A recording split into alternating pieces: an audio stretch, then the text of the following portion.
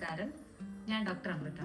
പ്രമേഹ രോഗികൾക്ക് പലർക്കുള്ള സംശയമാണ് പഴങ്ങൾ കഴിച്ചു കഴിഞ്ഞാൽ ഷുഗർ കൂടില്ലേ എന്നത്. നമ്മൾ ശരിയായ പഴങ്ങൾ തിരഞ്ഞെടുത്തിട്ട് മിതമായ രീതിയിൽ കഴിച്ചു കഴിഞ്ഞാൽ ഷുഗർ നമുക്ക് ഒരു പരിധിവരെ നിയന്ത്രിക്കാൻ പറ്റും. അതിൽ ഏതൊക്കെ ഫ്രൂട്ട്സ് നമുക്ക് കഴിക്കാൻ പറ്റും നോക്കാം. ഒന്നാമത്തേത് ആപ്പിൾ. ഇതിൻ്റെ അകത്ത് ധാരാളം ഫൈബർ കണ്ടന്റും ഗ്ലൈസിമിക് ഇൻഡെക്സും കുറവായത് കൊണ്ട് തന്നെ പ്രമേഹ രോഗികൾക്ക് ഇത് കഴിക്കാവുന്നതാണ്. രണ്ടാമത്തേത് പേരക്ക. ഇതിൻ്റെ അകത്ത് ധാരാളം വൈറ്റമിൻ സിയും ഫൈബർ കണ്ടന്റും അടങ്ങിയിരിക്കുന്നു. അതുകൊണ്ട് തന്നെ ഷുഗർ ലെവൽ നിയന്ത്രിക്കാൻ സഹായിക്കുന്നുണ്ട്. മൂന്നാമത്തേത് പപ്പായ. ഇതിൻ്റെ അകത്ത് ഫൈബർ കണ്ടന്റ് ധാരാളമുണ്ട്, അതേപോലെ തന്നെ ഗ്ലൈസിമിക് ഇൻഡെക്സും കുറവാണ്.